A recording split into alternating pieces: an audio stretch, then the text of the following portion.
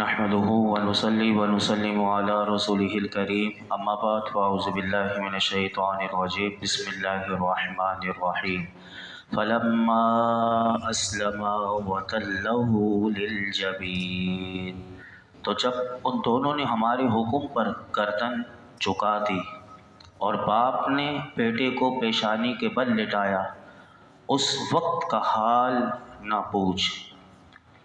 گزشتہ کل آپ نے سماعت کیا تھا کہ حضرت ابراہیم علیہ السلام کی آزمائش جانی بھی ہو چکی تھی، مالی بھی ہو چکی تھی، اور ہر لحاظ سے آپ کی آزمائش، اب آپ کی آزمائش بیٹے میں آئی، اور یہ سخت آزمائش تھی کہ جب حضرت ابراہیم علیہ السلام اور ان کے فرزند نے اللہ کے حکم کے آگے اپنے آپ کو سر تسلیم خم کر دیا،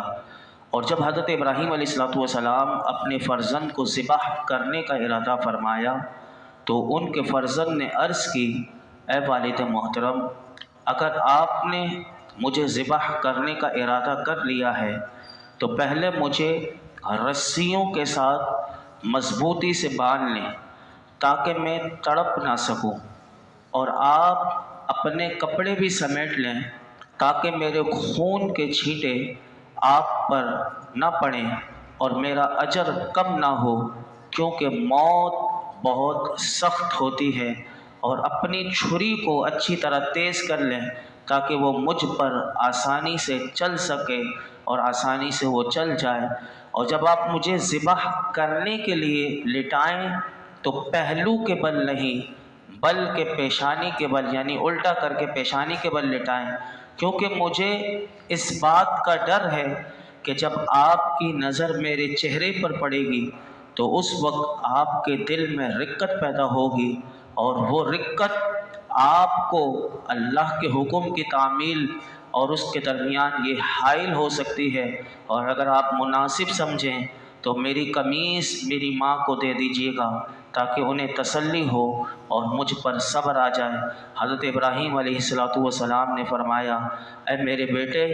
کہ تم اللہ کے حکم پر عمل کرنے میں میرے کتنے اچھے مددگار ثابت ہو رہے ہو، اور اس کے بعد جو فرزند نے، مفسرین فرماتے ہیں، جتنی خواہش کا اظہار کیا تھا آپ نے ویسے ہی اپنے بیٹے کو حضرت اسماعیل کو اچھی طرح رسیوں سے باندھا، اپنی چھری کو تیز کیا اور اپنے فرزند کو منہ کے بل لٹایا اور ان کے چہرے سے اپنی نظر ہٹا لی اور پھر ان کے حلق پر چھری چلا دی، تو اللہ رب العالمین نے، مفسرین فرماتے ہیں، بعض میں تو یہ بھی آتا ہے کہ وہ چھری کو حکم تھا کہ تو نے چلنا نہیں، اور بعض نے یہ بھی لکھا کہ چھری کو اللہ نے پلٹ دیا، اور اس وقت فوراً ایک ندا کی گئی، اے ابراہیم، کہ جو تمہیں ہم نے اپنا خواب دکھایا تھا کہ اپنے بیٹے کو ذبح کرو، تم نے وہ خواب سچا کر دکھایا اور اپنے فرزند کو ذبح کے لیے بے دریغ پیش کر کے تم نے فرما برداری، اطاعت و کمال فرما برداری اپنے کمال کو پہنچا دی، بس اب اتنا کافی ہے، یہ ذبیحہ تمہارے بیٹے کی طرف سے فدیہ ہے، اسے ذبح کر دو۔ اور یہ واقعہ مفسرین فرماتے ہیں 10 ذی الحجہ کو مینا کی وادی میں یہ واقعہ پیش آیا تھا، جب حضرت ابراہیم علیہ السلام اپنے بیٹے کو ذبح کرنے کے لیے چلے تھے تو شیطان ایک مرد کی صورت میں آپ کے سامنے سب سے پہلے حضرت بی بی ہاجرہ کے پاس آیا اور ان سے آ کر کہنے لگا، اب دیکھیے کہ تینوں کے پاس شیطان گیا، لیکن اللہ رب العالمین کی فرما برداری اور اللہ کی محبت ہو تو ایسی ہو، اللہ ہمیں بھی اپنی محبت ایسی عطا فرمائے۔ اب سنیے کہ دیکھیے شیطان مرد کی صورت میں آیا حضرت بی بی ہاجرہ کے پاس، تو بی بی ہاجرہ کے پاس آ کر کہنے لگا، کیا آپ جانتی ہیں کہ حضرت ابراہیم علیہ السلام آپ کے بیٹے کو کہاں لے کر گئے ہیں؟ تو بی بی ہاجرہ رضی اللہ تعالیٰ نے فرمایا کہ وہ اس گھاٹی میں لکڑیاں لینے کے لیے گئے ہیں۔ تو شیطان نے کہا، نہیں، خدا کی قسم ایسا نہیں، بلکہ وہ تو آپ کے بیٹے کو ذبح کرنے کے لیے لے گئے ہیں۔ تو حضرت بی بی ہاجرہ نے فرمایا، ہرگز ایسا نہیں ہو سکتا، کیونکہ وہ تو اپنے بیٹے سے اتنی محبت کرتے ہیں، اس پر شفقت کرتے ہیں، اس سے بڑا پیار کرتے ہیں، تو کوئی باپ اپنے بیٹے کو بھی ذبح کر سکتا ہے؟ تو شیطان نے کہا کہ ان کا گمان یہ ہے کہ انہیں اللہ نے اس بات کا حکم دیا ہے۔ اب بی بی ہاجرہ رضی اللہ تعالیٰ عنہ نے جب یہ سنا کہ جب اگر ذبح کرنے کے لیے لے گئے ہیں اور شیطان نے وہ حقیقت بتا دی کہ ان کا گمان ہے کہ انہیں اللہ نے اس بات کا حکم دیا ہے، تو بی بی ہاجرہ نے جو جواب دیا وہ قابل غور ہے۔ بی بی ہاجرہ نے فرمایا اگر انہیں اللہ نے حکم دیا ہے تو پھر اس سے اچھی صورت کیا ہو سکتی ہے۔ یعنی ایک ماں کی محبت دیکھیے کہ اپنے بیٹے کو اللہ کی محبت میں قربان کر دیا۔ فرمایا کہ اگر میرے شوہر کو یعنی حضرت ابراہیم کو اگر ان کے رب نے یہ حکم دیا ہے تو فرمایا پھر اس سے اچھی اور کیا بات ہو سکتی ہے کہ وہ اپنے رب کی اطاعت کرے۔ یہاں سے شیطان نامراد ہوا تو فوراً حضرت اسماعیل علیہ السلام کے پاس پہنچا اور ان سے کہا کہ اے لڑکے کیا تم جانتے ہو کہ آپ کے والد آپ کو کہاں لے کر جا رہے ہیں؟ تو آپ نے فرمایا کہ ہم اپنے اہل خانہ کے لیے اس گاڑی میں لکڑی لینے کے لیے اپنے والد کے ساتھ میں جا رہا ہوں۔ تو شیطان نے کہا خدا کی قسم نہیں، بلکہ وہ تو آپ کو ذبح کرنے کا ارادہ رکھتے ہیں۔ تو حضرت اسماعیل علیہ السلام نے فرمایا کہ وہ اس چیز کا ارادہ کیوں رکھتے ہیں، یعنی اسی سے سوال کیا۔ تو شیطان نے کہا ان کے رب نے انہیں یہ حکم دیا ہے۔ تو حضرت اسماعیل علیہ السلام نے شیطان کو جو جواب دیا دیکھیے یہ ہے کہ جو خون میں ہو اللہ اکبر، وہی اللہ کی محبت کا جواب۔ تو حضرت اسماعیل علیہ السلام کو جب اس نے پوچھا شیطان سے کہ وہ اس بات کا حکم کیوں، اس چیز کا ارادہ کیوں رکھتے ہیں، تو شیطان نے کہا انہیں ان کے رب نے یہ حکم دیا ہے۔ تو حضرت اسماعیل علیہ السلام نے شیطان کو جواب دیا تو پھر تو انہیں اپنے رب کے حکم پر عمل کرنا چاہیے، اور مجھے یہ حکم میں اس حکم پر عمل کرنے کے لیے میں بھی قبول ہے مجھے بھی، اور میں بھی تیار ہوں۔ جب شیطان نے یہاں سے بھی منہ کی کھائی تو مفسرین فرماتے ہیں اب وہ حضرت ابراہیم علیہ السلام کے پاس پہنچا اور کہنے لگا اے شیخ آپ کہاں جا رہے ہیں؟ حضرت ابراہیم علیہ السلام نے اسے کہا میں اس گھاٹی میں کام سے جا رہا ہوں۔ شیطان نے کیا کہا سنیے، مفسرین فرماتے ہیں شیطان نے کہا اللہ کی قسم میں سمجھتا ہوں کہ شیطان آپ کے خواب میں آیا اور اس نے آپ کو اپنا فرزند ذبح کرنے کا حکم دیا، یعنی اپنے بارے میں خود بتا رہا ہے کہ شیطان ہی آپ کے خواب میں آیا اور اسی نے آپ کو اپنے فرزند کو ذبح کرنے کا حکم دیا۔ جیسے اس نے یہ بات کہی تو آپ نے فوراً سمجھ لیا یہی شیطان ہے، اور مفسرین فرماتے ہیں اسے پہچان بھی لیا اور اس سے فرمایا اے دشمن خدا مجھ سے دور ہٹ جا، خدا کی قسم میں اپنے رب کے حکم کو ضرور پورا کروں گا۔ یہاں سے بھی شیطان ناکام و نامراد لوٹا، اور پیچھے میں آپ کو عرض کر چکا کہ کیسے پھر تیاری ہوئی۔ یہاں وہ کسی نے بڑا خوبصورت شعر کہا، اور وہ شعر یہ ہے کہ غریب و سادہ و رنگین ہے داستان حرم، غریب و سادہ و رنگین ہے داستان حرم، نہایت اس کی حسین ابتدا ہے اسماعیل، یعنی حضرت اسماعیل جو ہے اس کی ابتدا ہے اور اس کی انتہا جو ہے میرے حضور کے جو لخت جگر بی بی کی، حضور کی لخت جگر بی بی فاطمہ الزہرا رضی اللہ تعالیٰ عنہ کے صاحبزادے حضرت امام حسین ہیں کہ جنہوں نے کربلا کی سرزمین پر اس کی انتہا کی۔ تو یہ وہ بات یہاں پر شاعر نے کہی۔ اب سنیے کہ جب آپ چھری چلا رہے ہیں تو اللہ تعالیٰ آگے کیا فرماتا ہے، فرمایا وَنَادَيْنَاهُ أَن يَا إِبْرَاهِيمُ، ہم نے اسے ندا فرمائی اے ابراہیم قد صدقت الرؤیا، کہ بے شک تو نے خواب سچ کر دکھایا، اِنَّا كَذَلِكَ نَجْزِي الْمُحْسِنِينَ، کہ ہم نیکی کرنے والوں کو ایسا ہی صلہ دیتے ہیں، اِنَّ هَذَا لَهُوَ الْبَلَاءُ الْمُبِينُ، بے شک یہ ضرور کھلی آزمائش تھی، وَفَدَيْنَاهُ بِذِبْحٍ عَظِيمٍ، اور ہم نے اسماعیل کے فدیے میں ایک بڑا ذبیحہ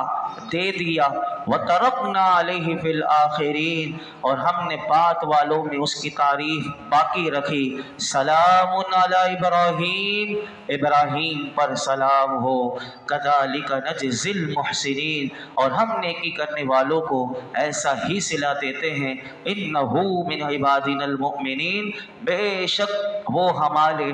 اعلیٰ درجے کے کامل ایمان والے بندوں میں سے ہیں۔ ان آیات کا مختصر خلاصہ مفسرین نے یہ لکھا کہ جو اللہ نے یہ فرمایا نا کہ ہم نیکی کرنے والوں کو ایسا ہی صلہ دیتے ہیں، تو اس آیت کا معنی یہ ہے کہ حضرت ابراہیم علیہ السلام اور ان کے صاحبزادے نے اطاعت میں نیکی کرنے والے تھے، تو جس طرح ہم نے ان دونوں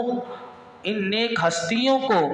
اچھی جزا دی، فرمایا اسی طرح ہم ہر نیکی کرنے والے کو جزا دیں گے۔ یعنی اللہ تعالیٰ نے بتا دیا جو نیکی کرے گا اس کی جزا اسے ملے گی، اسے اس کا اجر بھی دنیا میں بھی ملتا ہے اور آخرت میں بھی ملے گا۔ اور فرمایا کہ بے شک یہ ضرور کھلی آزمائش تھی۔ کون سی آزمائش تھی؟ تو مفسرین نے لکھا کہ حضرت ابراہیم علیہ السلام نے جان،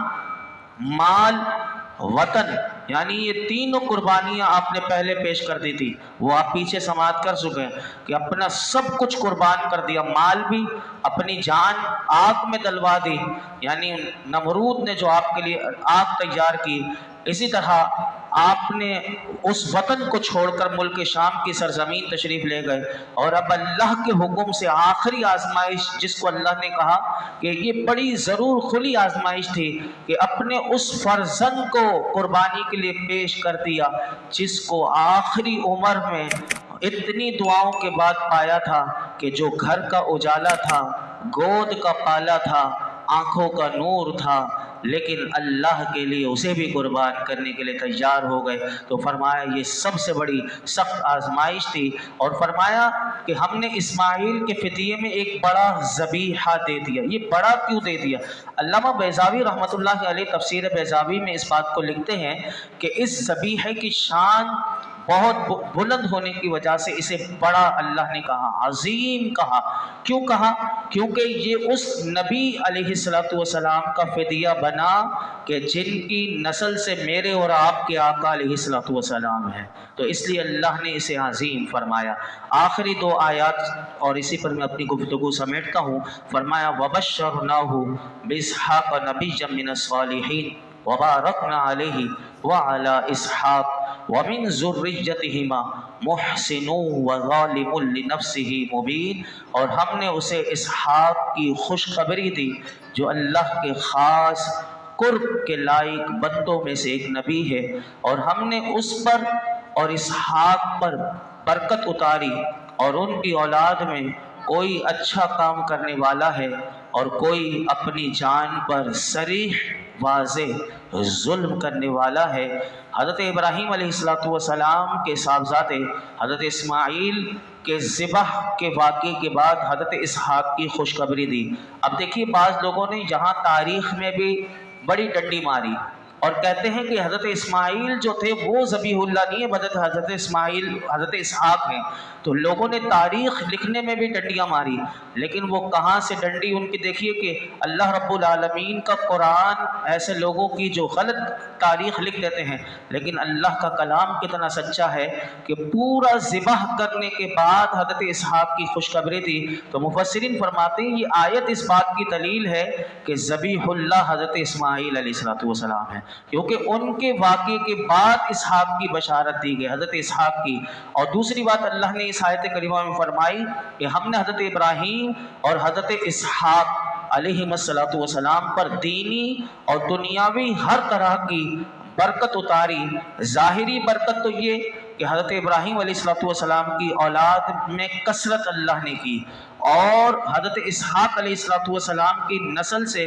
حضرت یعقوب علیہ السلام سے لے کر حضرت عیسیٰ علیہ السلام تک جتنے نبی آئے اس میں بہت سارے نبیوں کی ہیں تعداد، اور بہت سارے اللہ نے نبی مبعوث فرمائے، یہ سب کے سب حضرت ابراہیم کے بیٹے یعنی حضرت اسحاق کی اولاد میں سے ہیں۔ اور اسی آیت کریمہ کی آخری بات اللہ نے فرمائی کہ ان کی اولاد میں کوئی اچھا کام کرنے والا ہے اور کوئی اپنی جان پر صریح ظلم کرنے والا ہے۔ اس کے بارے میں مفسرین نے لکھا کہ ان دونوں کی اولاد میں سے ایمان لا کر کوئی اچھا کام کرنے والا بھی ہے اور کوئی کفر کر کے اپنی جان پر ظلم کرنے والا بھی ہے۔ تو علماء فرماتے ہیں اس سے معلوم ہوا کہ کسی باپ کے بکثرت فضائل ہونے سے اولاد کا ویسا ہونا لازم نہیں۔ یہ یاد رکھیے گا کہ باپ بہت نیک ہو، اولاد بھی نیک ہو، یہ لازم نہیں ہے، کیونکہ یہ اللہ کی شانیں ہیں، اور اللہ اپنی شانوں کا ظہور فرماتا ہے کہ کبھی نیک سے نیک کو ہی پیدا کرتا ہے، کبھی بد سے بد کو پیدا کرتا ہے، یعنی جو برا ہوتا ہے اس سے بھی برا اللہ اسی کی اولاد میں سے پیدا کرتا ہے، اور کبھی ایسا بھی ہوتا ہے کہ کسی برے سے اللہ نیک کو پیدا کر دیتا ہے۔ تو تاکہ یہ وجہ کیا ہے؟ اس کی وجہ یہ ہے کہ وجہ علماء نے یہ لکھی کہ نہ اولاد کا بد ہونا، کہ اولاد بد تھی تو آبا کے لیے عیب ہو، یعنی اس کے جو آبا و اجداد بڑے اچھے تھے تو یہ ان کے لیے عیب نہ بنے، اور اسی طرح نہ آبا کی بدی، یعنی آبا جو اس کے آبا و اجداد ہوں وہ برے ہوں تو ان کی بدی اولاد کے لیے باعث عار نہ ہو، یعنی باعث شرمندگی نہ ہو۔ یہ بات بھی اللہ نے یہاں بیان کر دی۔ اللہ رب العالمین ہم سب کو ان حقیقتوں کو سمجھنے کی توفیق عطا فرمائے، اور اللہ رب العالمین ہم سب کو بھی نیک حقیقتاً بننے کی توفیق عطا فرمائے اور اعمال صالحہ کی توفیق عطا فرمائے۔ الحمدللہ رب العالمین والصلاة والسلام علی سید الانبیاء والمرسلین وعلی آلہ واصحابہ اجمعین۔ یا اللہ پاک جو کچھ سنایا اس میں کوئی غلطی کوتاہی ہو معاف فرما، اپنی بارگاہ میں قبول فرما، قرآن حکیم کا نور اور اس کا فیضان عطا فرما۔ یا رب العالمین ہمارے لیے سمجھنا سمجھانا آسان کر دے۔ رب کریم قرآن حکیم کا نور عطا فرما، اس کی برکتیں رحمتیں عزتیں عطا فرما، قرآن پاک کی تلاوت کی توفیق عطا کر دے، قرآن پاک میں غور و فکر کرنے کی صلاحیت قابلیت عطا کر دے۔ یا رب العالمین قرآن حکیم کا عالم بنا، قرآن حکیم کا نور عطا فرما، قرآن حکیم کی شفاعت کل قیامت کے دن ہمارے حق میں فرما۔ یا رب العالمین اس قرآن کا نور ہمیں مرنے کے بعد قبر میں بھی نصیب فرما۔ یا رب العالمین ہماری، ہمارے والدین کی، میرے آقا کی تمام امت کی بے حساب مغفرت فرما۔ دنیا اور آخرت کی ساری بھلائیاں، عافیتیں، خیر، عزتیں، وسعتیں، برکتیں، رحمتیں، نعمتیں ہم سب کو نصیب فرما۔ اللہ ہمیں شکر اور صبر کرنے والے بنا دے، ناشکری سے بچا، ہر دونوں جہانوں کی ذلت اور رسوائی سے بچا۔ درس قرآن کی برکت سے یہ جتنے حاضرین موجود ہیں اللہ جس کی جو دل میں مراد ہو سب کی مرادوں پر اپنی رحمت کی نظر فرما۔ وصلی اللہ تعالی علی خیر خلقہ محمد وعلی آلہ وصحبہ اجمعین۔